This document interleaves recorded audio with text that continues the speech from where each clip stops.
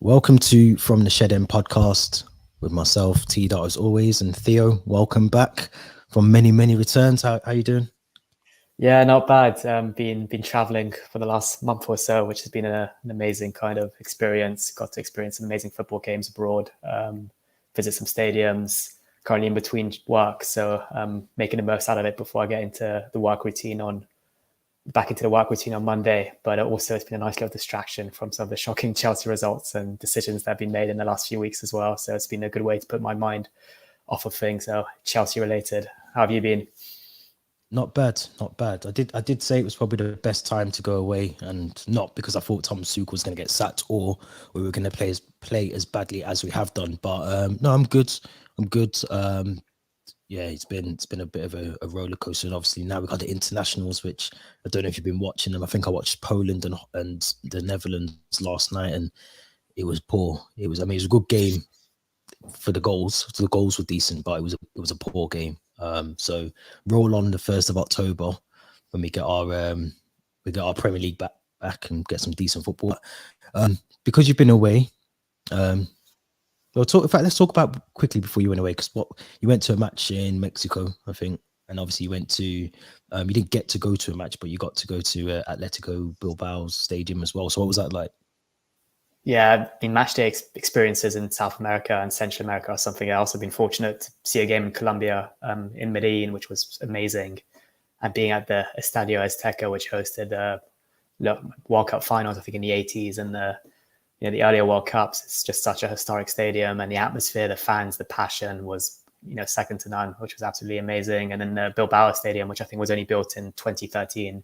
Was amazing as well. And I got to do a stadium tour. We were left kind of unsupervised, so we got to just roam around the changing rooms, check which size the players wear on their kits and all that, open their lockers, roam around the kind of press rooms as well. So that was really special. But yeah, looking forward to being back at a stadium, Stamford Bridge, obviously, where I can actually fully support the team and root the players. So yeah, no, both really amazing experiences.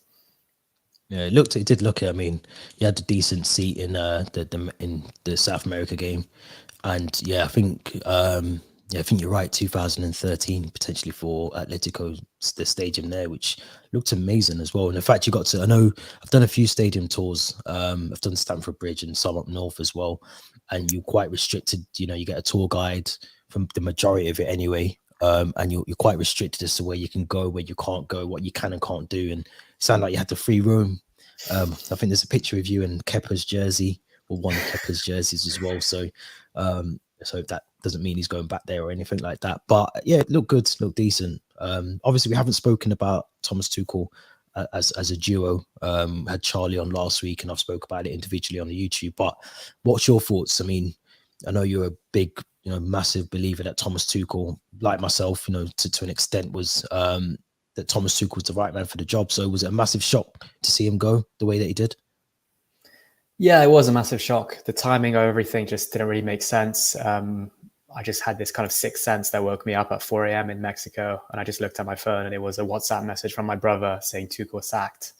And I just thought it was a joke at first. And I opened Twitter, I opened Eurosport and all the news outlets, and I saw it, and I just couldn't really believe my eyes. I had to almost pinch myself and make sure I wasn't still dreaming. But it was the timing of it. Obviously, the Dinamo Zagreb result was poor. That was really poor. It was a really poor performance, but it wasn't a sackable offence.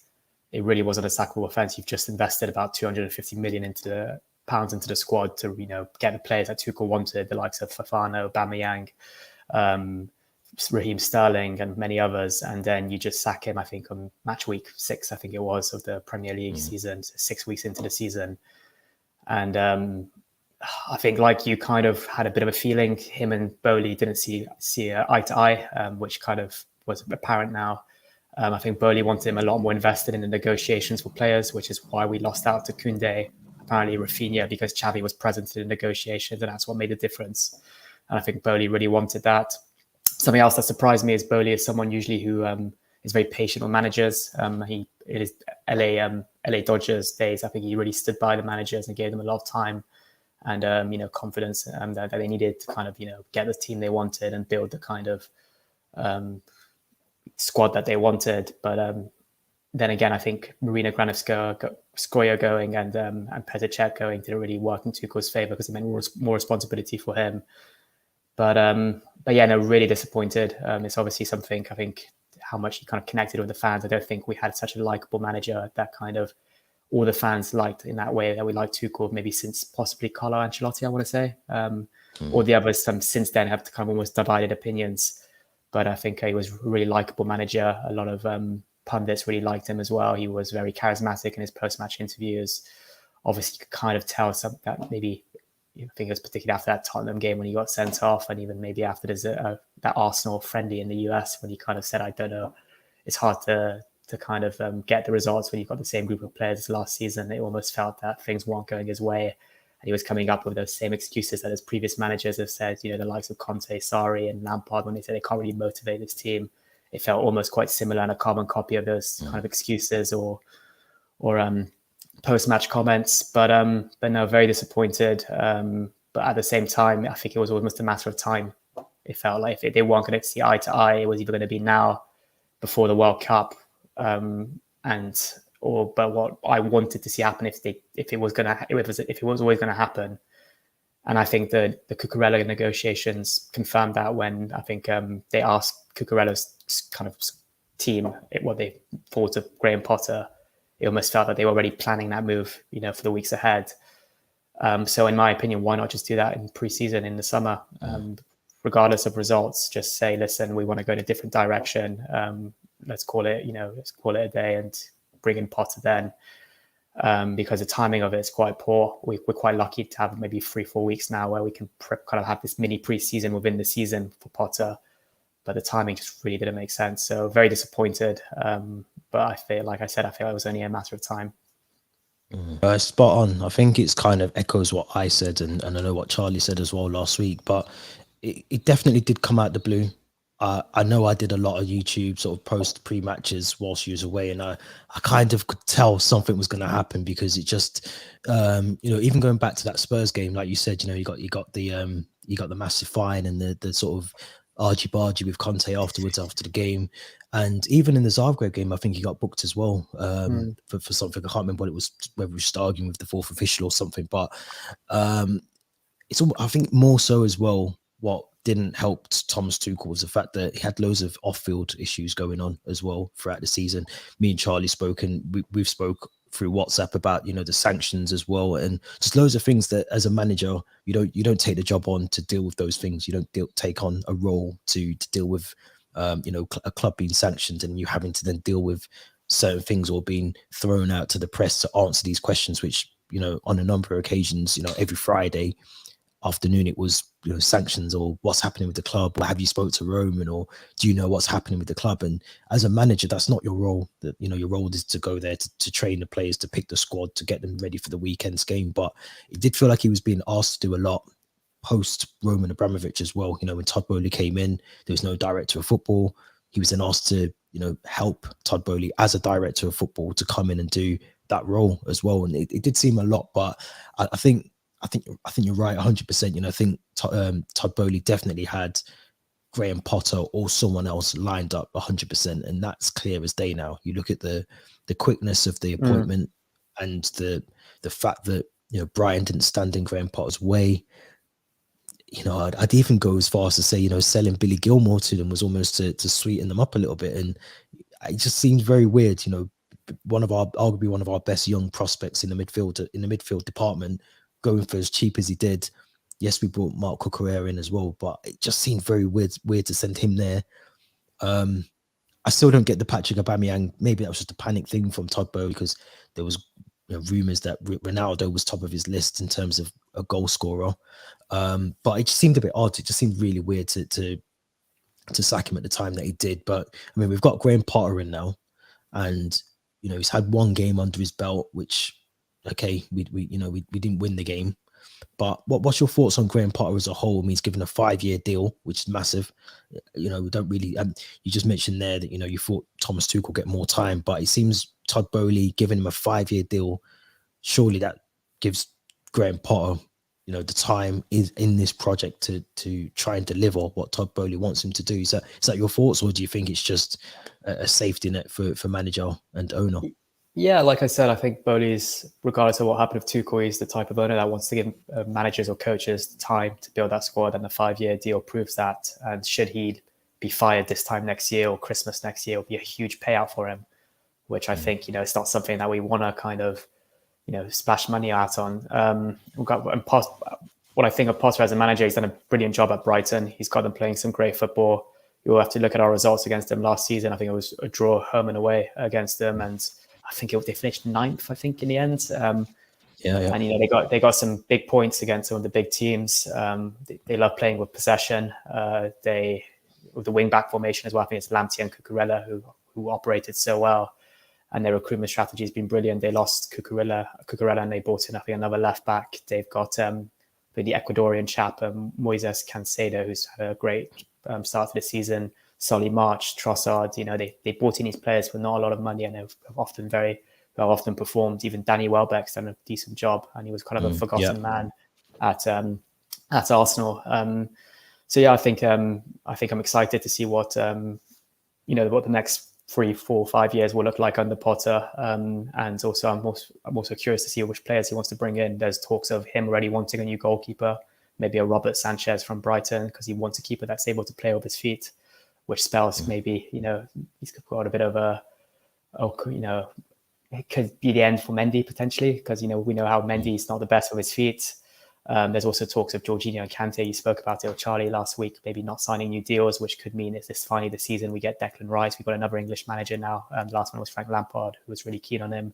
So I think Declan Rice now maybe could be an option next summer finally. And then there's also finally, that striker option, which we still haven't really filled. Aubameyang's not a long-term kind of replacement for maybe Diego Costa, Lukaku, who hasn't really worked out. And I think Kai Havertz, like we've seen, is not a natural number 9. So is Raheem Sterling. So I think there's still that striker option that we need to find. I think it's about time we stop buying from within the Premier League. Again, something you spoke about with Charlie, but maybe we look more abroad and we get a player from abroad from, maybe the Bundesliga, the Serie A, who's performed out there, rather than maybe an English player played, double, triple the money. So yeah, I think it's quite exciting to see, but there was glimpses of promise against Salzburg. Obviously, he didn't have a full week to kind of train with that team, but I think that particularly maybe the first 20 minutes of that game, we looked quite switched on, quite sharp, and there were some good, passages of play. But I think we'll really have to kind of work hard throughout the month of October to get those results now to catch up. Yeah, definitely. And our next game is not until the first, Crystal Palace. Long time since our last Premier League game when you think about, we had the Champions League, but, you're talking almost, just under a month since Premier League football for Chelsea. What's your expectations for the rest this season? Looking at Spurs, Arsenal, Liverpool haven't started the best, but we know that once they click, and if they click, then they'll be, off and away. Manchester City, Haaland looks like a machine. What's your expectations for Chelsea for the rest of this season? Because it is going to be difficult to stay in that top 4 bracket when you look at the other teams as well that are competing to get in the top 4. Yeah, I think we've both kind of spoken about it offline. For me, I've written off this season. I've written it off in terms of trophies, but I still expect us to get top 4. With Chelsea, we've got a brilliant squad of players. We brought in Raheem Sterling, who for me has been one of the best performers, maybe alongside Thiago Silva, since the first game of the season. And I still expect us to really challenge. We'll have that new manager bounce now with Potter, where we can maybe get a couple of results between now and the World Cup that may kind of get us to back into the top 4 and in reach of City and Arsenal, who I think are first and second potentially. But there's teams you mentioned. Obviously, Liverpool haven't been that good. I think they're even below us potentially. Arsenal, sure, they've started brilliantly, but they haven't really been fully tested. And when they have come up against another kind of top 4, top 6 team in Man United, they lost 3-1. So I think they need more of they've had quite a relatively easy start to the season. Credit to them, they've done brilliantly there, but you can only play what's in front of you.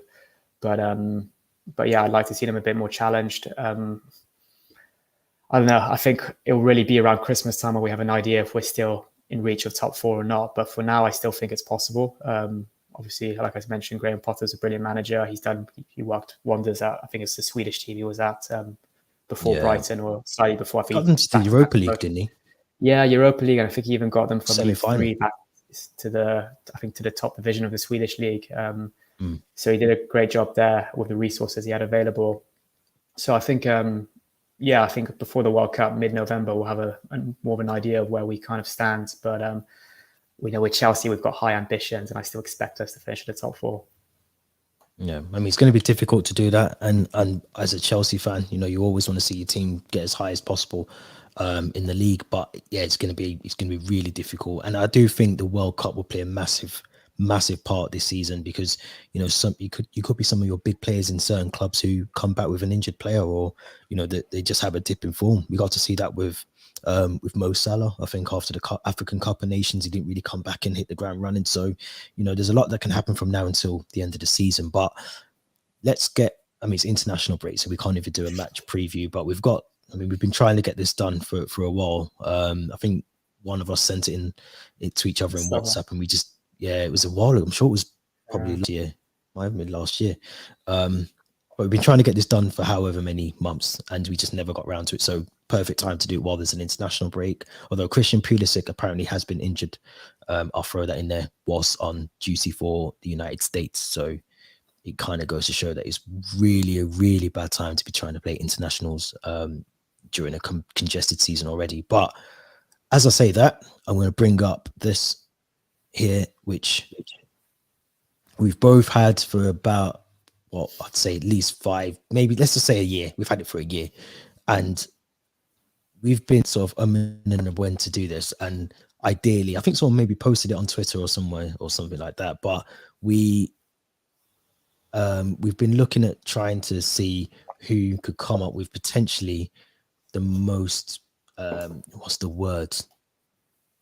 The most fluid five-a-side team out of this, with £20 budget, which is, when it sounds easy, when you think about it, you look at the players and you think, yeah, I could do that, it's easy. But if you're talking a five-a-side team, and I know you play quite a lot of five-a-side, you've got to have the balance. You can't just think of an 11-a-side football pitch. You need to think of the weakness and strengths, and how quick you need to get the ball from A to B as well, defending as well. So there's a lot you got to think about. But how are we going to do this? I think we've done one of these before, and we've just gone from goalkeeper to attacker, and I think that's probably the most sensible approach to take, as always. And I'd like to see who you go with first, but I'm going to let you go first. So let's start with our goalkeeper. Who have you gone for?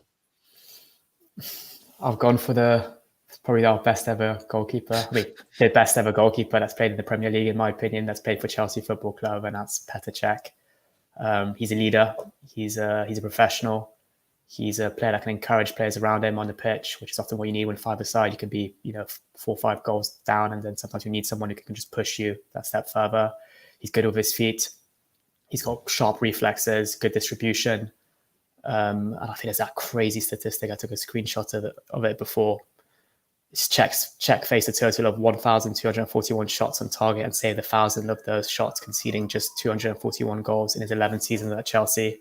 So that's roughly around 20 goals per season. And his save percentage was 80.5%, keeping 166 clean sheets.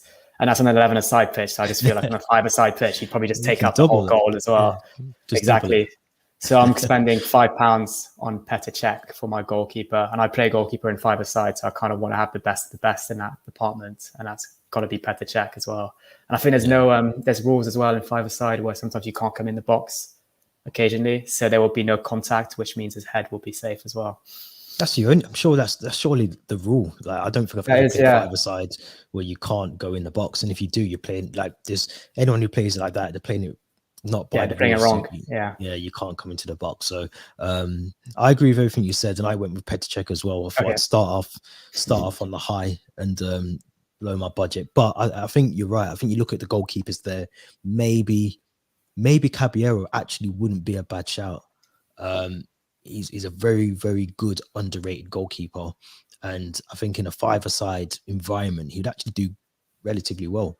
Same with, I think they'd do very, very, very well. But I think in 5-a-side, and I used to play 5-a-side, it only takes 4 or 5 goals to go in, and your head drops a little bit, and you get frustrated, and it can creep up to another 5 goals going in just at the blink of an eye. So I think you need your best goalkeeper. One of your your goalkeeper has to be the best. Simple. It just has to be. You don't have to have the best strikers. you did have to have the best people that sort of sitting behind that striker, or maybe dropping back a bit further towards the goalkeeper. But your goalkeeper has to be able to save the ball.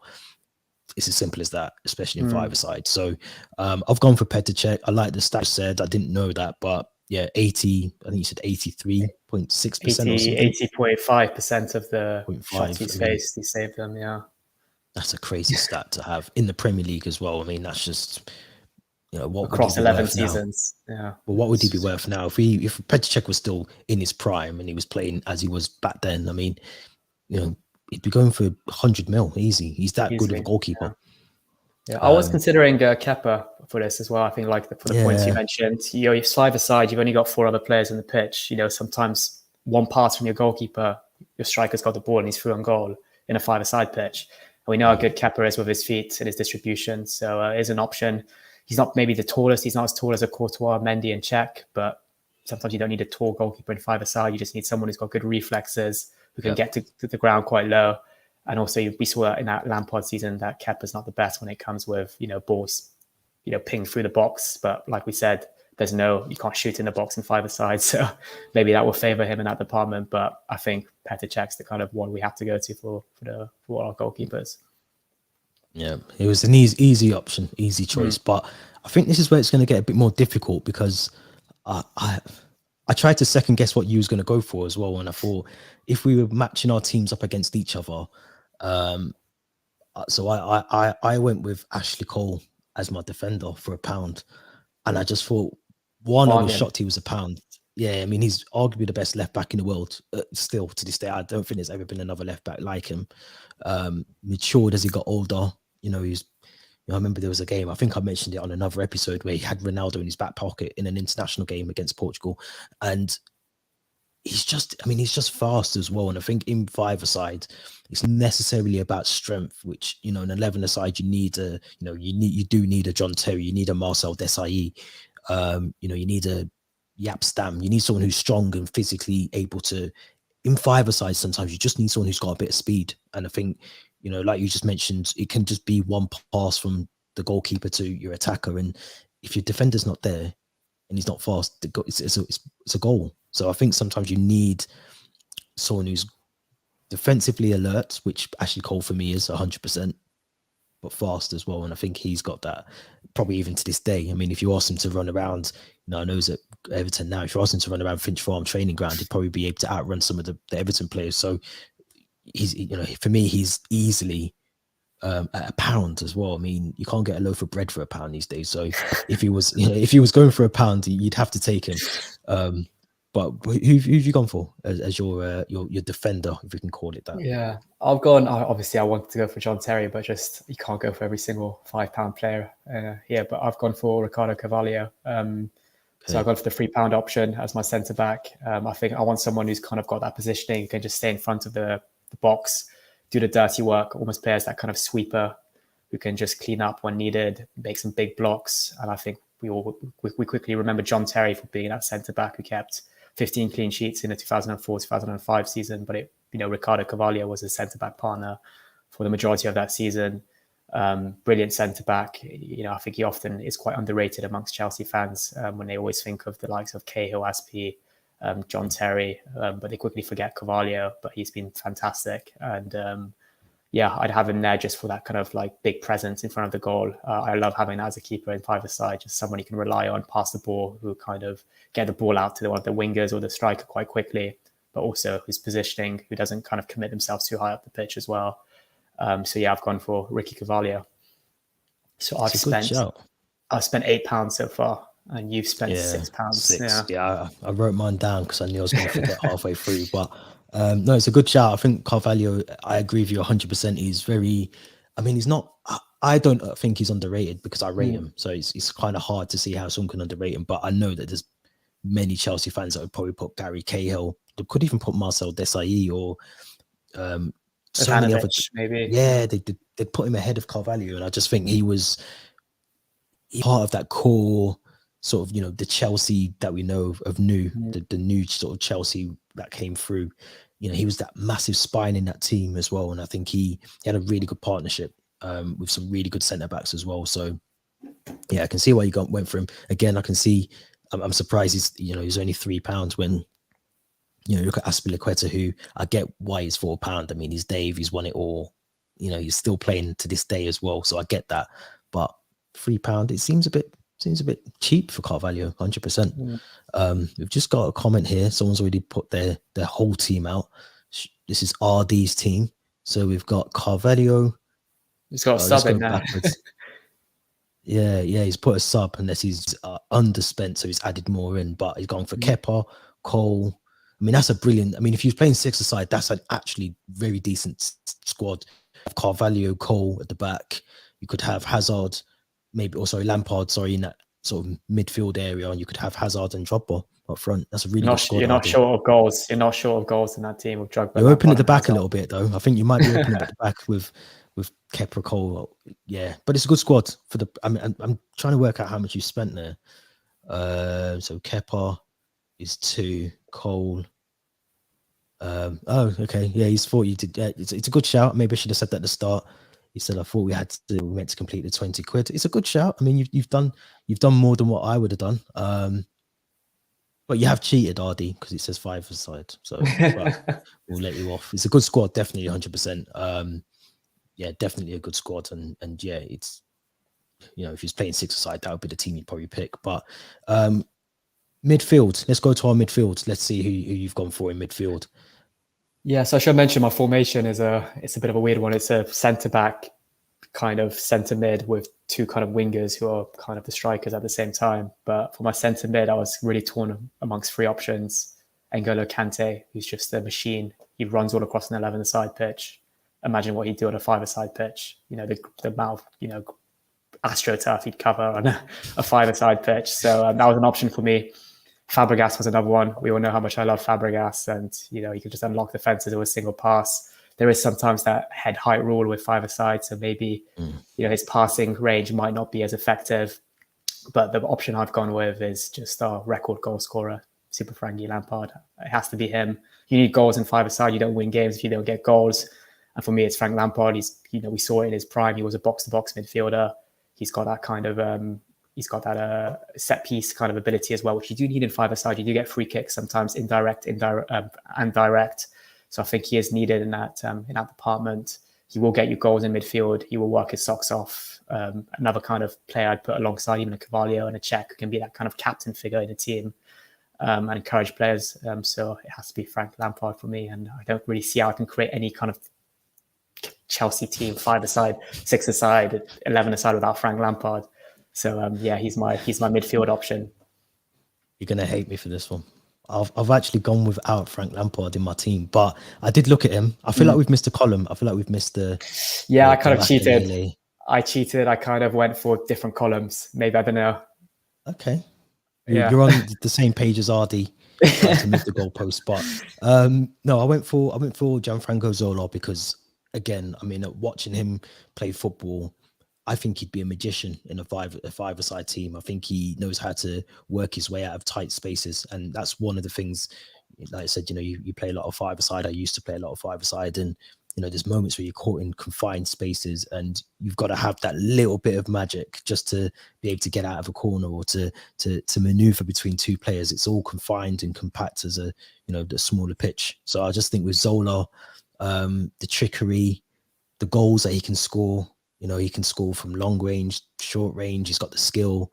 I think I've said it again on here, that almost reminds me of Messi sometimes, where the ball would be glued to his feet almost, and he could glide past players and, be lower to the ground than some of the other players. And I just thought that was in a 5-a-side environment for me. I agree with you 100%. Frank Lampard is one that you can't really miss out on in a 5-a-side, but I think when you said about head height as well, for Lampard does like to strike them if he goes a bit head height as well, or his brilliant passing range, but head height as well, that came into play for me. But Zola, I just thought, I remember watching him growing up, and yeah, I mean the magic, the trickery that he had. You need that. You need one player that is just maybe not the fastest, maybe not the strongest, but has that trickery that can just feed you the ball, bit of skill, feed you the ball.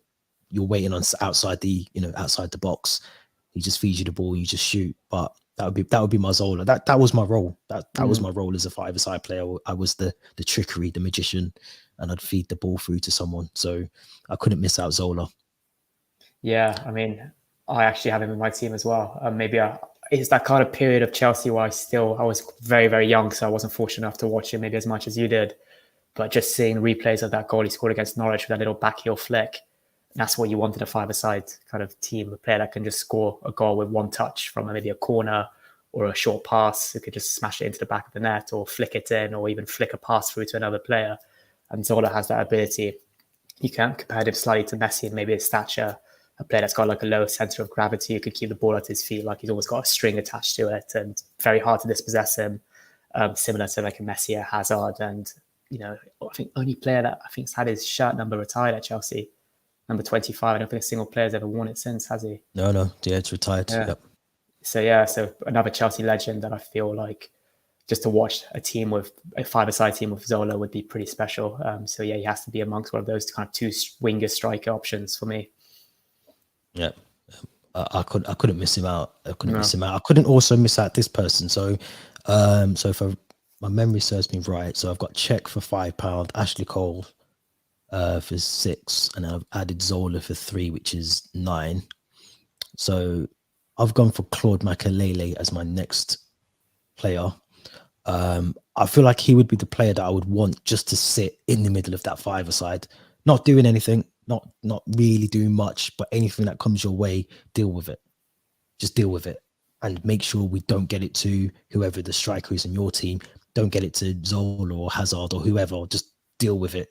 Get it back to the other end of the pitch. So I thought Makelele, I mean, I think we've said on here before, you know, for me, he's the player that a lot of Chelsea fans forget about.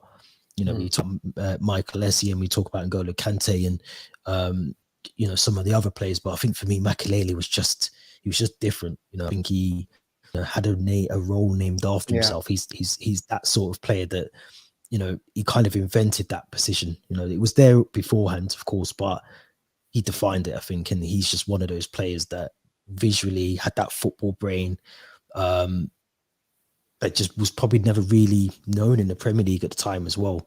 You know, and he was pivotal for us at the time, really, really crucial to have him. And he's almost one of those players now where when we don't have N'Golo Kante in the team, he is that player that when we didn't have Makelele in the team, we definitely missed him. And he reminds me very much of what N'Golo Kante does for us now when he's not playing. We've seen, you know, against Salzburg and Zagreb and all these other teams, when we don't have N'Golo Kante, the difference in the team is so visible. It's unreal. So I couldn't leave out Makelele. It was difficult because I looked at Michael Essien and I just thought, would he last the five-a-side with his injuries? Probably not. So I thought, let me just leave him out. But yeah, Makelele is who I went for as I think that's my fourth, isn't it? Yeah, my fourth choice. Yeah. So who's your fourth? So my fourth was Zola. I agreed with you with that. Player. Yeah, but I've actually missed out on the third column, and I'm starting to regret that now because I look at all five of those players: Kante, Essien, Ballack, Ramirez. They're engines and tanks, aren't they? You need one of those. They could all be in your squad. They could be. You could have a five-a-side of those ones, and you probably wouldn't even concede a shots on target because they're all just engines in a way. So you could put Ramirez in goal and switch them up in a way. But all fantastic players. But my fifth player to kind of play alongside Zola is Eden Hazard. So I've kind of cheated. I've gone for three players in column 4. I just feel like having a midfield of Lampard with Zola and Hazard on a five-a-side team would be dangerous. And just to see Zola and Hazard play in the same team, because I think they're quite similar players, quite short, quite very technical. They like to take players on. They can just create goals for themselves as well, which is something you need sometimes in five-a-side. Be a bit egoistic and just take players on and just shoot from any area. Have that confidence as well. We saw, the goal against Liverpool at Anfield that Hazard scored, or the goals he scored at Anfield, because he scored many, and the one against West Ham particularly. Those are goals you typically see on a five-a-side, just dribbling 2-3 players and just shooting from the edge of the D. So those are players I feel just would be special to watch play alongside each other, and we'll get probably 5 goals each in a 40-minute five-a-side game, probably easily. Yeah. I think Hazard, I agree with you. I think Hazard is one of those players that, again, you need a player that can give you that trickery, that magician. the one that is able to have really good ball control, and that's Eden Hazard. We got to. I was watching the sort of Belgium. Sky's his best Yeah. clips or whatever they call it, and some of the goals he scored. I think there was one against West Brom that just randomly sticks out to me, and I can't remember who he lays the ball off to, and he does a 1-2 with them. I'd have to watch it back. It was late last night, but he lays the ball off to someone, and they just lay it back to him, and he's just first time he just pings it into the far right corner, and it's just a brilliant goal. And those are the kind of Eden Hazard goals. The Tottenham one, against the Battle of the Bridge, when he lays it off to Diego Costa, and he just takes it first time, and it just flies into the corner. Those are magical moments, and you need those kind of players that don't need to think about, well, where am I going to put the ball? He's already scored the goal before he's received the ball back, and that's very similar. I agree with you. It'd be dangerous to see Zola and Hazard. It's a shame we never got to see them play 11 aside together. No, even I think I was watching some of the highlights of the Belgium-Wales game the other day. Yeah, I think he nutmegged the player and set it to De Bruyne, who then played it to Batshuayi. But it's just little trickery like that you just want to see on a five-a-side. Rabona flicks, nutmegging, kind of taking players on, one-touch football as well. So I think Zola and Hazard would be perfect for that. Just that goal he listed against West Brom, the Zola one against Norwich. I think that's what I want to see on a five-a-side pitch. So I don't know if I've cheated there with 3 players from column 4, but no, not really. There's no rules to say that you can't pick. I think RD definitely cheated because he had 6 players, but I think you can pick. You could pick all, from column 5 if you could make it work. But yeah, I mean, if it's under the £20, it's I think it's 20. It's £20 exactly. Yeah. Okay. So I've gone. So my 4 team is Cech, Carvalho, Lampard, Hazard, Zola. That's a really good team. That's a really good team. I still think I'd win for this reason. Okay. I still think I'd win because I've gone for Didier Drogba as my my main striker. I just think from what I've tried to do, I've tried to balance it out. I've tried to get for the quickness at the back with Ashley Cole defensively as well. I've got Claude Makelele sitting in that midfield role. I've got obviously Cech in goal, but I've got Zola who will do the trickery for Drogba, and Drogba literally just has to sit and wait on the edge of that box. Just sit and wait for Zola to do his magic and get the ball to Drogba and choose a corner. And I always say in 5-a-side, just pick a corner. Don't ever go down the middle. Just pick one of your corners and keep it low, and you should score because the goalkeeper has to be quick and reaction to get that down. To get down as before the ball's in the back of the net, and it's half a second. If you've got enough power in the shot. So I think that's why I went for Drogba. It goes without saying. I mean, he knows where the back of the net is. You could actually pick all those strikers bar Romelu Lukaku, but you could definitely pick Diego Costa. I mean, Jimmy Floyd was I think he was top goal scorer one season for us. He's a goal scorer. He knows where the back of the net is. And Fernando Torres, again, another one. I mean, I thought about this realistically. Would he last 45 minutes in a 5-a-side with his injuries? Probably not. So, I looked at Didier Drogba, trying to mix 2 players together. And I just thought, he's got to be in my squad. He has to be in my squad. So I think I'm under budget as well. I think if I've done that correct, I think I'm £2 under budget. So I've got Cech for £5. I think you're a pound under because you got 3 of the £5 players. Cole, which makes it 16, and then Zola, which makes it 3. 19. So, okay, I'll take that. I'm a pound under budget. Very good squad. A very good squad for £19. Yeah. I mean, we can't knock either squad. If RD's still there, I want you to take out one of these players before we wrap up shortly. I think it's a brilliant squad, but I think you need to take out one of them. So, if it was you, Theo, who would you take out that squad if you had to? I think he's got 2 defenders. I think on 5-a-side you can do with 1 defender and have those kind of wing back options potentially. So I'd probably take out either Carvalho or Cole on his side, and then you've got that kind of spine of Drogba, Lampard, Hazard, which will get you goals, which will get you trickery, a bit of magic. So I think he'll be set with that team. Yeah, I mean, I'm sticking with Cole, so I think I'll take out Carvalho, but it's it's a really good. I mean, Kepa's a good one because he can play with his feet. So you could almost use Kepa as your, a seconder almost to an extent. And I think if you've got Ashley Cole there, if Kepa is, short or left open at the back, Cole's got the speed to get back. Hazard as well could probably chip in and do that. It's five-a-side.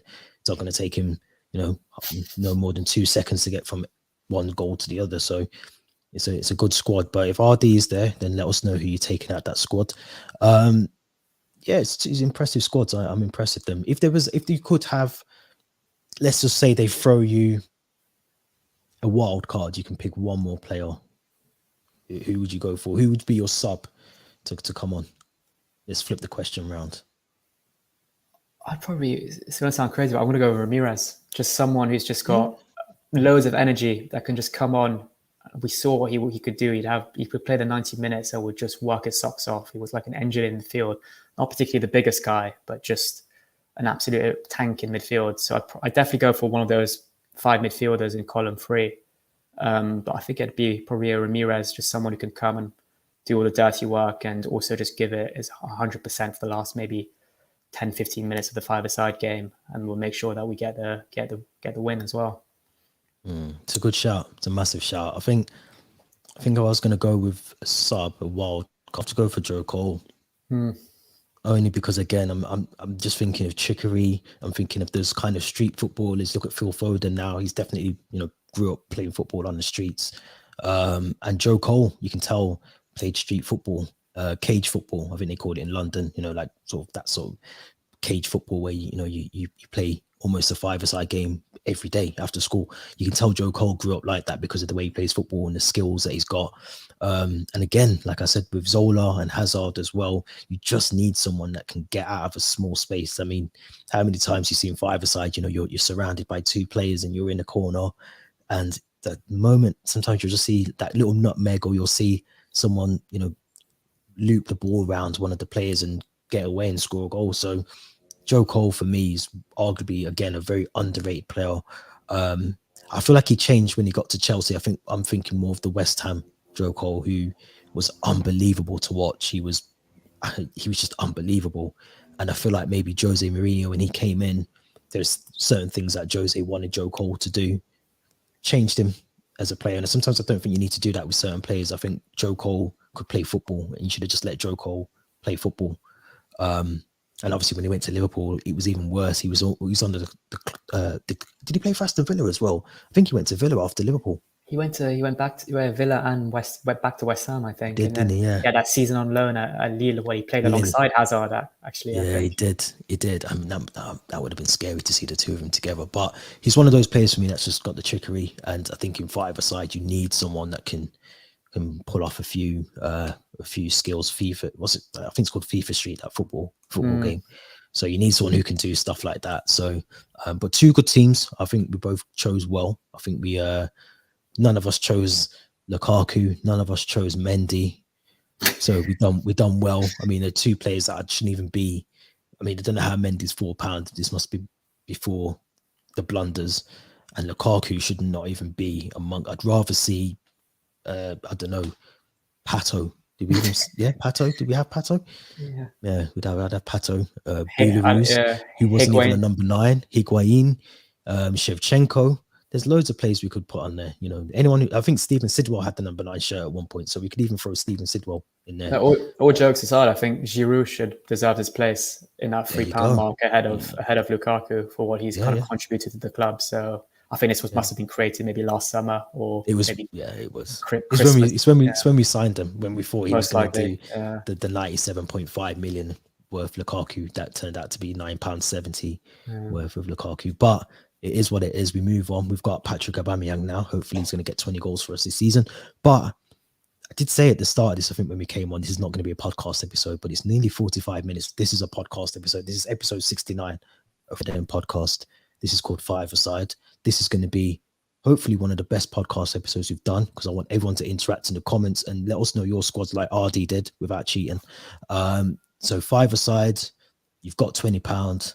You have to pick from any of the columns, so it doesn't have to be all from the same one.